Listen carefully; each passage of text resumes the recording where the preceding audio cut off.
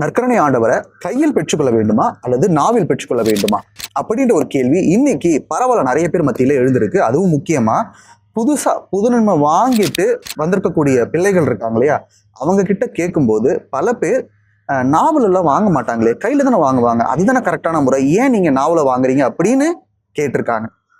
இதை வேற எங்கேயும் கேட்கல. எனக்கு தெரிஞ்ச ஒரு ஃப்ரெண்டோடைய தம்பி அவர் என்கிட்ட கேட்டாரு, ப்ரோ நீங்க எதுக்காக நாக்கில் வாங்குறீங்க, கையில தானே வாங்குவாங்க, அதுதானே நடைமுறை, அதுதானே கரெக்டான மெத்தட் அப்படின்னு சொல்லாரு. எனக்கு ஒரு பெரிய ஷாக். கொரோனா காலகட்டத்தில் தற்காலிகமா இந்த தளர்வானது வழங்கப்பட்டுச்சு. அதுக்கப்புறமா பல இடங்கள்ல மீண்டும் பல மக்கள் நற்கருணையை நாவில் பெற்றுக்கொள்ள ஆரம்பித்து விட்டார்கள். ஆனா இன்னைக்கும் பல இடங்கள்ல இன்னும் அந்த பழக்கம் மாறாம இருக்கு. கொரோனாலாம் கடந்து வந்துட்டோம், வேக்சினேஷன் போட்டாச்சு, எல்லாமே போட்டாச்சு. நம்ம ஜூன் 7ஆம் தேதி நம்ம ஆண்டவருடைய திருவுடல் திருரத்த பெருவிழாவை கொண்டாடிக்கிட்டு இருக்கோம். அந்த ஒரு ஞாயிறை கொண்டாடிக்கிட்டு இருக்கோம். இந்த ஒரு வேளையில மீண்டும் நம்ம நற்கருணை ஆண்டவரை முழு பக்தியோட அவரை நாவில் பெற்றுக்கொள்ள வேண்டும்.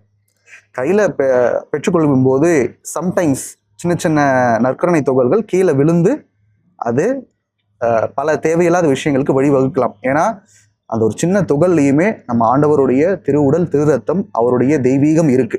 ஸோ முழுமையாக நற்கருணை ஆண்டவரை பெற்றுக்கொள்ளும் பொழுது இயேசு கிறிஸ்துவனுடைய திருவுடல் திரு ரத்தத்தை பெற்றுக்கொள்கின்றோம். அதுவும் உயிர்த்த இயேசு கிறிஸ்துவை நாம் பெற்றுக்கொள்கின்றோம். அந்த ஒரு மனநிலையோடு நம்ம ஆண்டவரை பெற்றுக்கொள்வோம். ஆமென்.